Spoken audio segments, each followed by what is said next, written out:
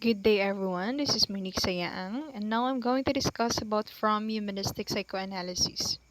FROMM developed a theory of personality that emphasizes the influence of socio-biological factor, history, economics, and class structure. His humanistic psychoanalysis assumes that humanity's separation from the natural world has produced feelings of loneliness and isolation, a condition called basic anxiety. From theory, Rich Fromm was a neo-Freudian psychoanalyst who suggested a theory of personality based on two primary needs, the needs for freedom and the needs for belonging. He suggested that people develop certain personality styles or strategies in order to deal with the anxiety created by feelings of isolation. So now let's discuss biography of Eric Fromm. Fromm was born on March 23, 1900 in Frankfurt, Germany. His father is Naphtali Fromm. His mother is Rosa Cross Fromm. Full name, Erich Seligman Fromm. He studied law at the University of Frankfurt. He changed his field of study to sociology and enrolled in the University of Heidelberg. After he graduated in 1922 with his PhD in psychology, he continued to study psychology and psychiatry. Fromm married Freda Richman.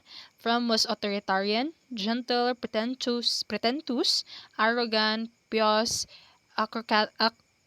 autocratic, shy, sincere, funny, and brilliant. Erich Fromm was a German social psychologist and psychoanalyst who was associated with the Frankfurt School of Critical Theory. He was known for developing the concept that freedom was fundamental part of human nature and for challenging theories of Sigmund Freud. From basic assumption, from most basic assumption is that individual personality can be understood only in the light of human history. From 1947 believed that humans, unlike other animals, have been torn away from their prehistoric union with nature. They have no power instinct to adapt to a changing world. Instead, they acquire the facility to reason, a condition from called the human dilemma.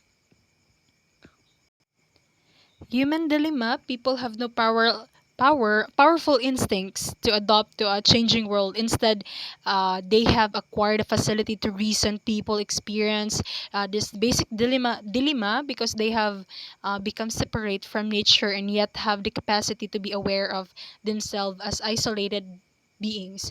The ability to reason in both a blessing and curse, it permits people to survive but force them to attempt to solve basic insoluble dichotomies called essential dichotomies because they are rooted in people's very existence.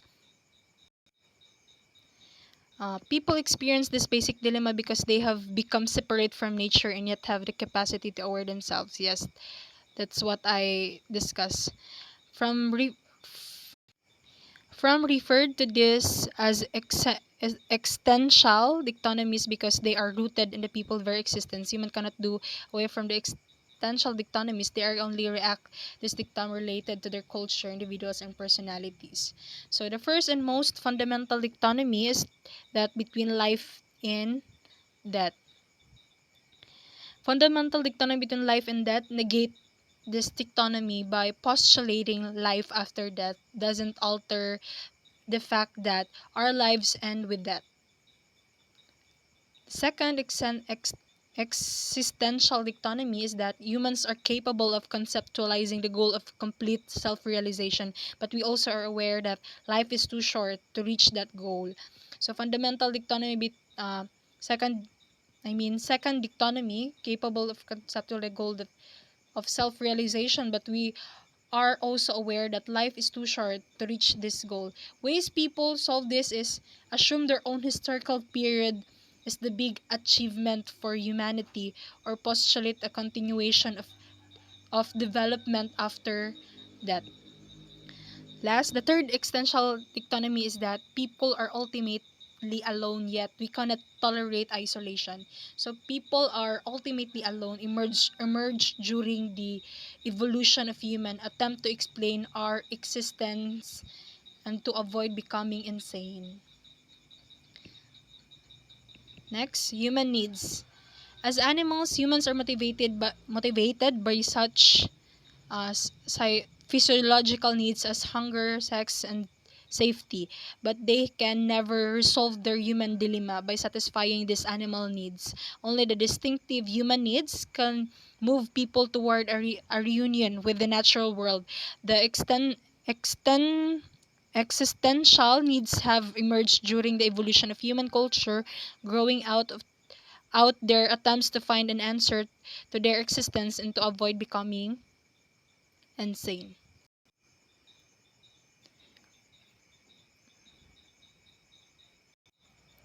As described by FROMM, human beings suffer from basic anxiety as a result of human dilemmas. There's are feelings such as loneliness, isolation, and homelessness that are brought about by human separation from their natural world. This triggers as a mechanism aimed at reducing the uncomfortable feelings. Like John and Tony live in Canada, which is far away from their hometown and family. They strive hard to reunite with their family by visiting them during Christmas and year holiday season. Uh, this sense of unity is attributed to the human need for rootedness and relatedness. Relatedness, the first human or essential need is relatedness, the drive for union with another person or another other persons from postulated three basic ways in which a person may related to the world. First is the submission, second power, and third is the love. Relatedness can take the form of submission, power, or love, but love or the ability to unite the another while retaining one's own individuality and integrity uh, is the only relatedness need that can solve our basic human dilemma. In the Art of Loving from 1956 identified care, responsibilities, respect, and knowledge as four basic elements common to all form of genuine love. Someone who loves another person must take care for that person and be willing to take care of him or her. Love also means responsibility, that is willingness and ability to respond. Next is transcendence. Human beings are driven by the needs. For transcendence defines as the urge to rise above a passive accidental existence and into the realm of purposefulness and freedom. To create means to be active and to care about that which we create, but we can also transcend by life by destroy. And transcendent is to create means to be active and to care about that which we create, but we can also transcend life by destroying it and thus rising above or slain victims. In the anatomy of human destructiveness from 1970, they argued that humans are the only species to use malignation aggression, that is to kill for reason other than survival. So in regards to transcendence needs, from describe describe it as an urge for people to overcome passive and the accidental existence by creating or destroying life. This is triggered by human beings who are cast into the natural world without their approval. Therefore, they transcend the nature either by creating or destroying it for various reasons. Next is rootedness. A third existential need is for rootedness, or the need to establish roots or feel at home again in the world. When humans involved as a separate species, lost their home in the natural world. At the same time, their capacity for thought enabled them to realize that they were without a home, without roots.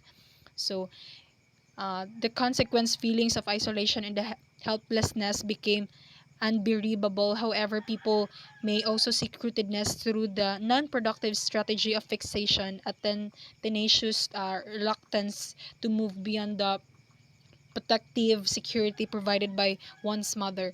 So rootedness, uh, and the need to establish roots and to feel at home productively enables us to grow beyond the security of our mother, uh, and it and establish ties with the outside world.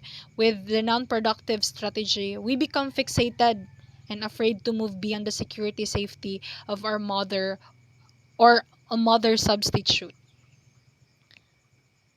People who strive for rootedness through fixation are afraid to take the next step of birth, to be weaned from the mother's breast.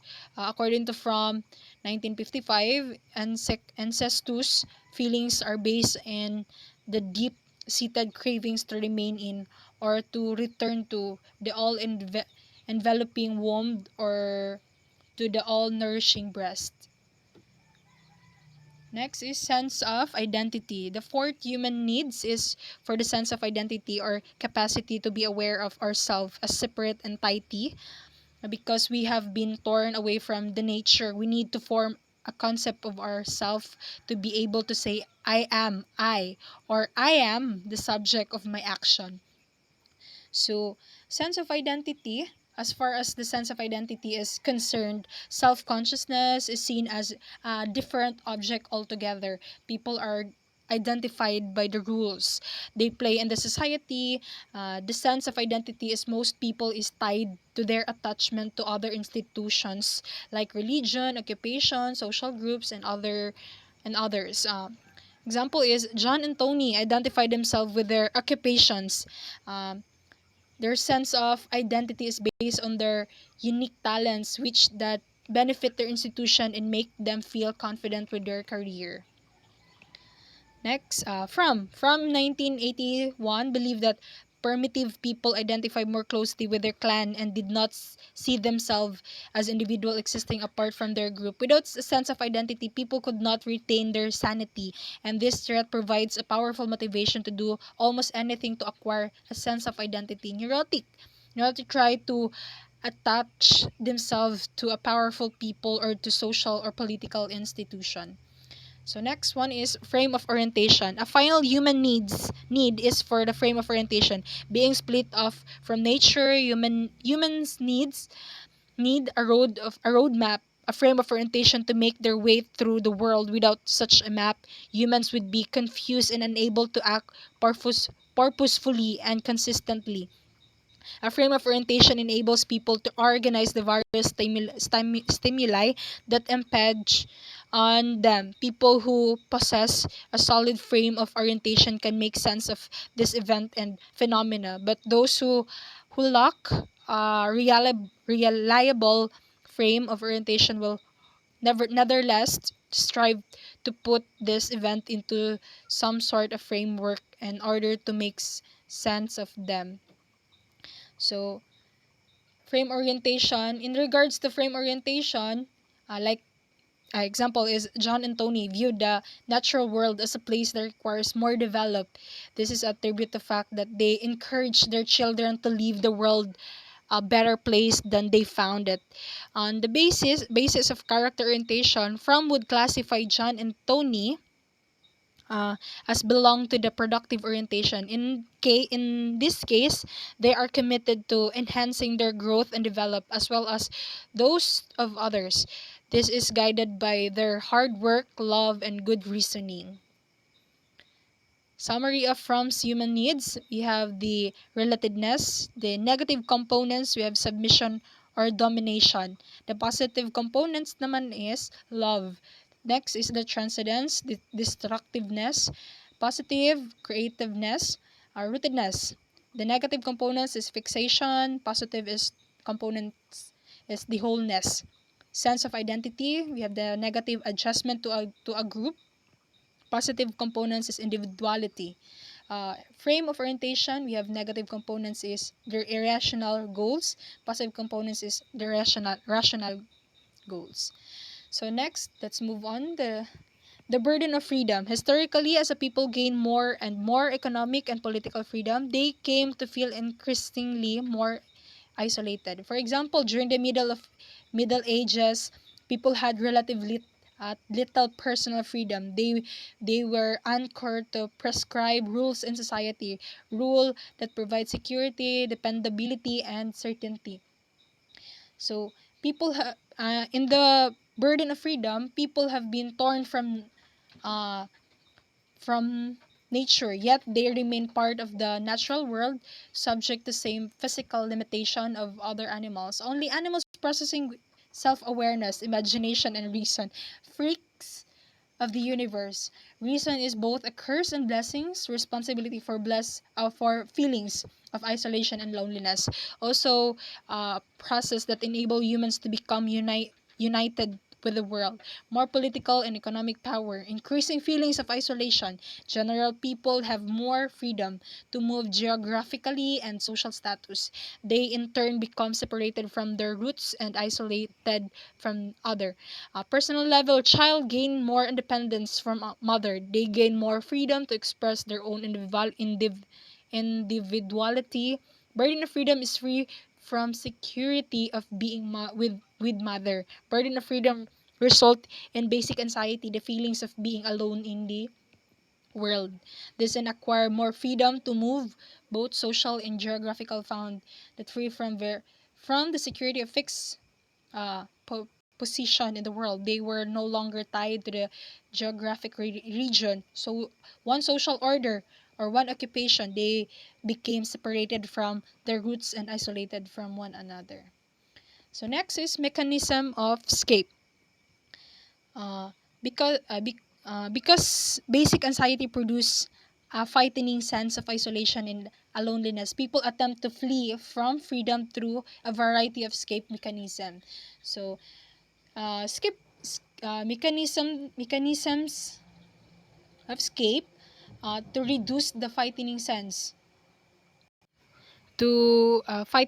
of isolation and a loneliness. People may adopt one of three mechanisms of escape. We have the authoritarian, destructiveness, and conformity.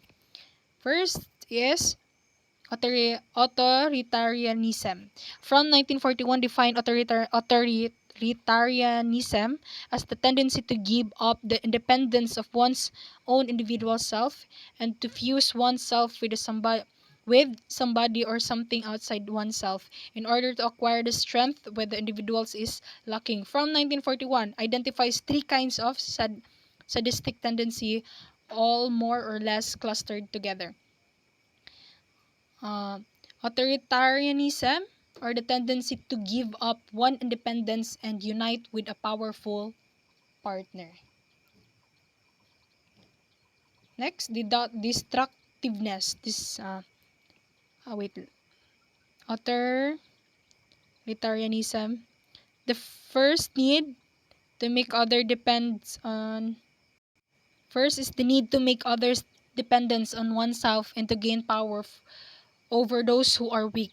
The second is the compulsion to exploit others, to make advantage of them, and to use them for one's benefit or pleasure. The third one is sadistic tendency, is the desire to see others suffer either physical or psychologically. Next, destructiveness. Like authoritarianism, destructiveness is rooted in the feelings of aloneness, isolation, and powerlessness. Unlike sadism and masochism, however, destructiveness does not depend on a continuous relationship with another person. Rather, uh, it seeks it seeks to do away with other people. Uh, confor, confor, uh, destructive is escape mechanism aimed at doing away with other people or things. Conformity, a frame. A third means of escape is conformity. People who comfort try to escape from sense of loneliness and isolation by giving up their individuality and becoming whatever other people desire them to be. Thus, they become like robots, reacting predictably and mechanically to the whim of others. They seldom express their own opinion, cling to expected standards of behavior, and often appear stiff and automated. Conformity or surrendering conformity is or surrendering of one individuality in order to meet the wishes of the other. That's conform conf, conformity. Next, we have a positive Positive freedom. The emerge of political and economic freedom does not lead inevitably to the bondage of isolation and powerlessness. A person can be free, not alone, critical, and yet not filled with doubts, independence, and yet an integral part of mankind. From 1941, people can attain this kind of freedom called positive freedom, may spontaneous and full expression of both their rational and their emotional potentialities. So, positive freedom, the human dilemma can only be solved through positive freedom, which is spontaneous activity of the whole, integrated personality, and which is achieved when a person become reunited with others. That's a positive freedom. Next is character orientation. In Fromm's theory, personality is reflected in one's character orientation, that is, a person's relatively permanent way of relating to people and things. From 1947 defines personality as the uh, totality of inherited and acquired psychic qualities which are characteristic of one individuality and which make the individual unique.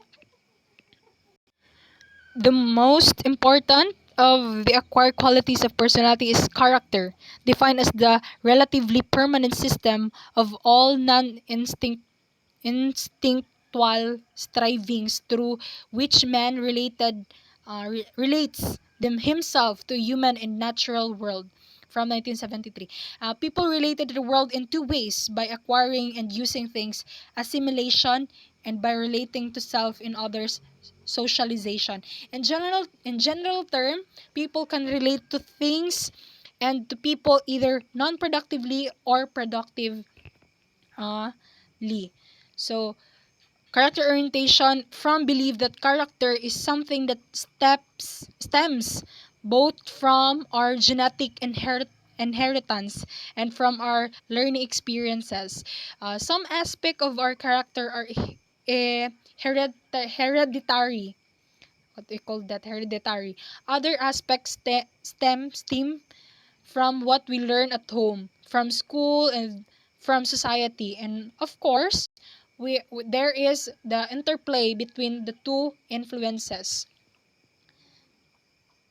So next, the productive orientation. People can acquire things through any one of four non-productive orientation, or receiving things passively, exploiting, or taking things through force. Third, hoarding objects for marketing or exchanging things. From use the term non-productive to suggest strategies that fail to move people closer to positive freedom and self-realization.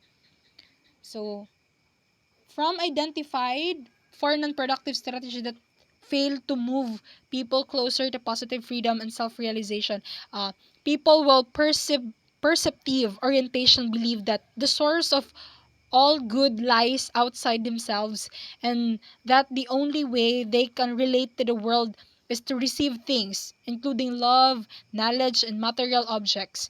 People with an exploitative orientation also believe that the source of good lies outside themselves, but they aggressively take what they want rather than passively receiving it. Hoarding characters try to save that they have already obtained, including their opinions, feelings, and materials, possessions. And people with a marketing orientation see themselves as the commodities and values themselves against the criterion of their ability to sell themselves. They have fewer positive qualities than the other orientations because they are essential empty. So perceptive characters feels that the source of all good lies outside themselves as the only way they can relate to the world. Just like what I discussed, uh, the world possessions, they are more concerned with the receiving, with the giving, and they want others to shower them with love, ideas, and gifts.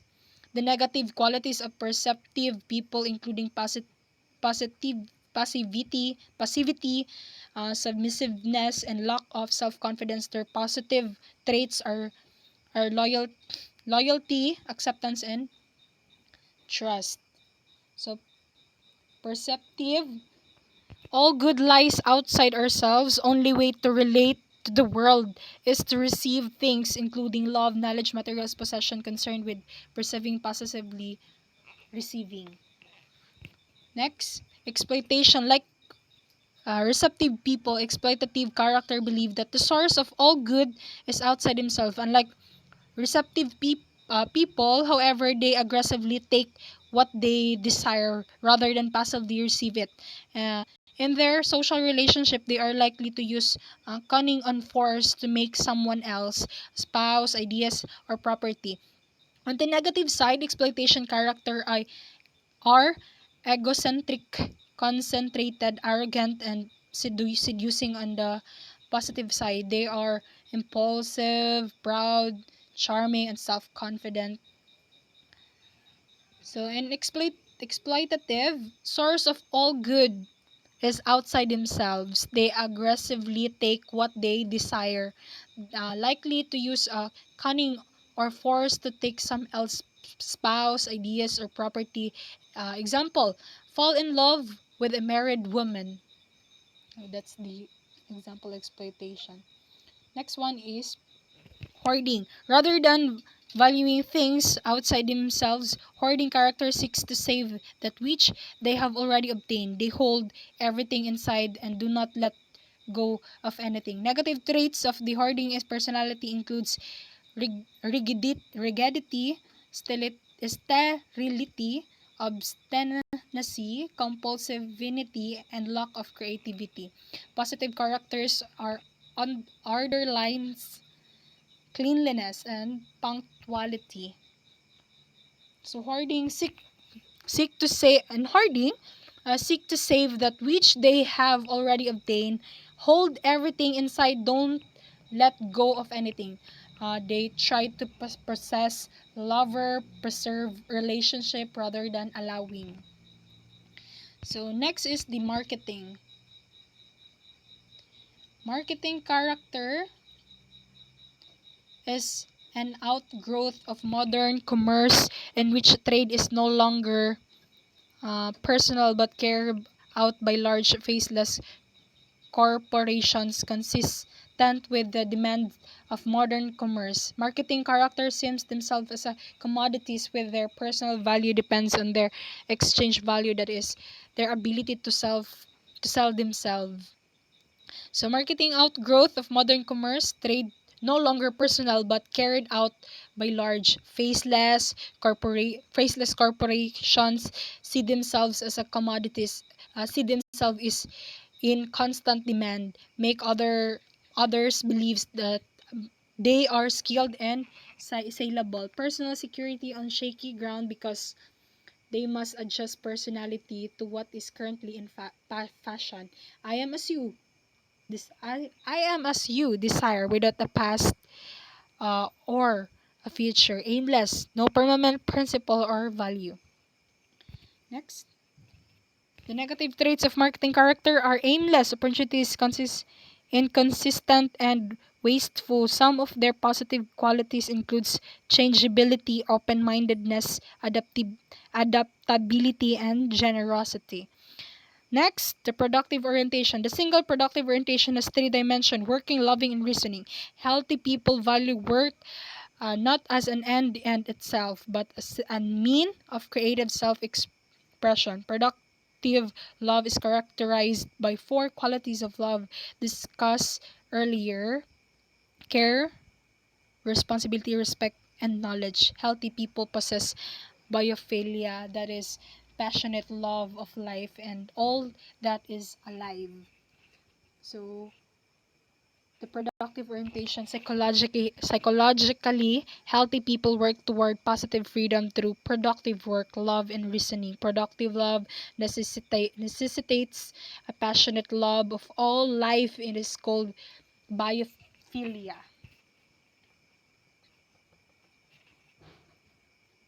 Productive thinking, which cannot separated from productive work and love, is motivated by a concerned interest in other person or object. From 1947, believed that healthy people really on some combination of all five character orientation, their survival as healthy individuals depend on their ability to receive things from other people, to take things when appropriate, to preserve things, to exchange things, and to work, love, and think productively. That's all. Thank you and God bless everyone.